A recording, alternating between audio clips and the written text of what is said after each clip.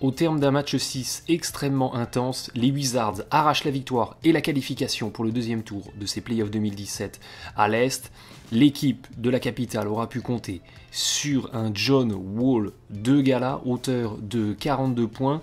Au global, la performance des Wizards s'inscrit clairement dans un contexte d'efficacité offensive et défensive, à l'image des 28 points inscrits en contre-attaque, la très bonne défense des Wizards qui a forcé des pertes de balles et qui a trouvé à la clé des paniers à haut pourcentage en transition. Je vous propose de revenir sur la toute fin de match, sur les 5 dernières minutes qui ont vu cette équipe des Wizards passer un 15-2 qui a définitivement scellé le sort des Hawks.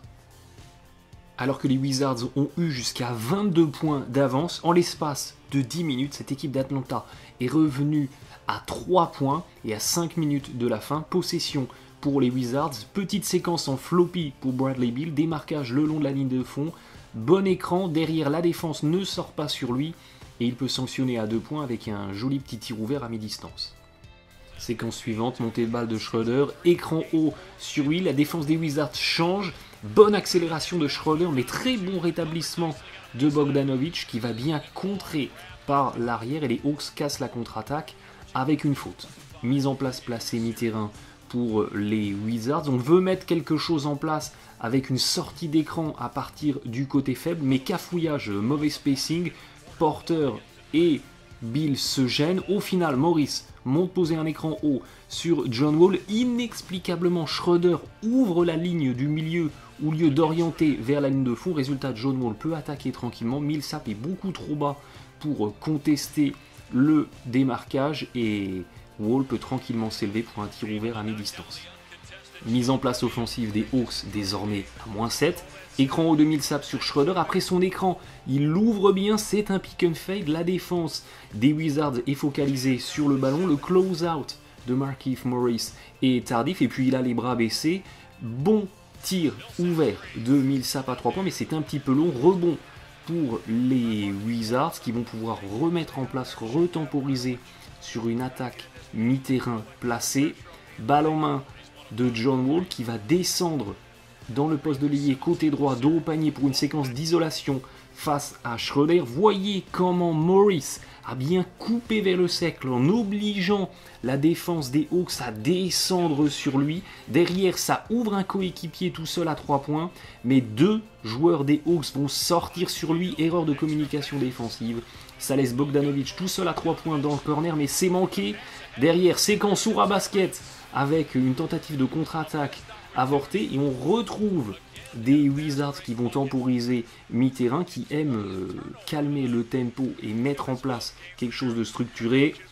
Jeu à 2 entre Morris et Wall. Voyez que côté défense des Hawks, eh bien, on a toujours un Millsap qui est en protection du panier, qui ne monte pas sur le porteur de balle sur le pick and roll et une nouvelle fois, John Wall sanctionne à mi-distance. Les Hawks vont sur cette séquence mettre en place un grand classique du jeu placé mi-terrain en NBA, le Hammer Action. Écran haut sur le porteur de balle. Ici, l'idée c'est de créer le danger côté ballon avec un Schroeder qui va attaquer le cercle, tandis qu'à l'opposé, on a un écran entre les deux joueurs non porteurs de balle. Voyez que la défense des Wizards change, qu'on a Prince qui pose un écran sur Bazemore qui jaillit bien dans le corner, mais faute de Morris, l'action est interrompu. On retrouve les pick and fade côté Hawks, un petit hand-off, on renverse bien, la défense des Wizards suit bien, il n'y a pas de décalage, ballon perdu de Bazemore qui trébuche alors qu'il attaque le cercle et Washington arrache un nouveau stop défensif et peut tranquillement placer mi-terrain en attaque. On va retrouver cette séquence qu'on a vue tout à l'heure qui avait cafouillé avec un stack et un Bradley Beal qui va bénéficier d'un double écran pour jaillir côté ballon. En tout cas, c'est ce que les Wizards veulent faire croire à la défense des Hawks. Parce que derrière, Beal descend, pose un écran à son tour, cafouillage dans la défense des Hawks puisque 2 joueurs ont suivi Beal et Otto Porter se retrouve tout seul à 3 points mais il n'était pas en mode automatique. Moins de 3 minutes à jouer, les Hawks sont à -9, ils doivent maintenant accélérer le tempo pour essayer de revenir dans la rencontre. Voyez comment Otto Porter se met hors de position en cherchant ici l'interception. Millsap n'a qu'à se retourner pour se retrouver face au cercle et beau panier inscrit avec la planche. Les Hawks avaient besoin d'un panier rapide, c'est ce qu'ils ont eu ici, belle exécution d'Atlanta. A contrario, les Wizards veulent ralentir le tempo pour minimiser le nombre de possessions de cette équipe des Hawks. Séquence où Wall descend avec le ballon dans le poste de l'ailier.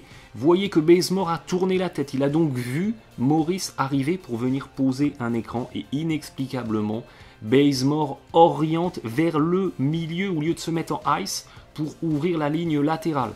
Et John Wall, très intelligemment, attaque en dribble du côté de l'appui le plus avancé. Bazemore est battu. Derrière, l'aide d'Atlanta est beaucoup trop tardive. C'est pas à Millsap de venir aider, mais c'est à Hardaway Jr.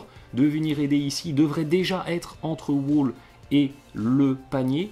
Quant à Schroeder, eh bien lui, il devrait descendre un petit peu pour être entre les deux attaquants des Wizards laissés à l'opposé, pour être en capacité, s'il y avait un renversement sur eux, de venir fermer, de venir contester le tir sur un close-up, mais rien de tout ça n'arrive. Millsap tente le passage en force, mais il est en mouvement et action en 2+1 du meneur de Washington. On revoit très bien sur cette séquence la fin de prise d'écran et Millsap qui est en mouvement dans la provocation du passage en force. John Wall inscrit le lancer franc de bonification et les Wizards sont maintenant passés à +10. Il reste 2 minutes à jouer. C'est encore suffisant pour espérer un comeback. Atlanta a donc tout intérêt, comme on le disait tout à l'heure, à continuer à accélérer le tempo. Séquence ici où Millsap se retrouve avec 3 mètres d'avance sur son défenseur à 3 points. Il choisit de refuser le tir pour attaquer le cercle en dribble, mais la défense des Wizards est très bien placée. Et encore un stop défensif de Washington et les Hawks contraints de casser la contre-attaque avec une faute. Les Wizards sont dans le bonus. John Wall se retrouve donc sur la ligne des lancers pour 2 essais. Il marque le premier, mais va manquer le deuxième. C'est très très court, mais les Wizards arrachent le rebond offensif. Ça, c'est un gros no-no. Impossible de laisser échapper un rebond sur une séquence au lancer franc. Dans la continuité, Washington va pouvoir encore une fois faire s'égrener les secondes dans cette fin de match. On retrouve l'écran haut sur John Wall. Cette fois, l'écran est relativement haut, donc Millsap a bien suivi. Les Hawks décident de changer. Séquence d'isolation de Wall face à Millsap. Tir très compliqué qui est dévissé et nouveau rebond offensif des Wizards. Ces 2 rebonds offensifs vont tuer les espoirs d'Atlanta. Dans la continuité, les Hawks ne peuvent pas faire faute parce que c'est quasiment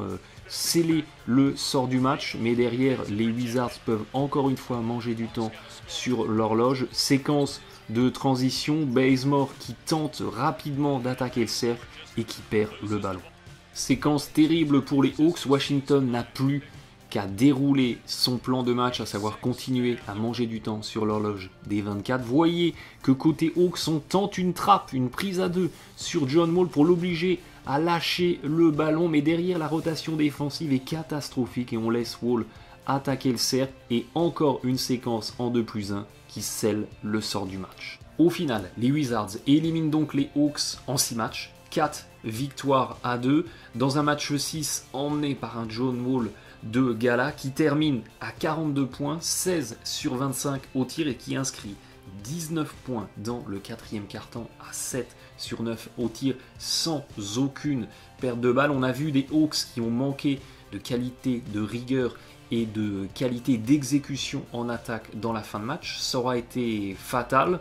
Cette équipe des Wizards va donc atteindre les demi-finales de conférence Est et va essayer de passer ces demi-finales de conférence Est pour la première fois depuis 1979, date à laquelle ils avaient perdu en finale NBA. Jamais depuis, les Wizards ne sont allés plus loin que les demi-finales de conférence Est. Opposés aux Boston Celtics, ça va être passionnant parce qu'on va avoir un choc de 2 équipes qui sont de vrais collectifs et qui sont 2 équipes d'attaque mais aussi de défense. Ça promet d'être passionnant et d'être complètement basketologique. Et puis on aura aussi un duel à distance de 2 meneurs mutants superstars avec John Wall face à Isaiah Thomas. On sera là pour suivre ça. J'espère que vous aussi. Merci de votre fidélité et bon match à tous.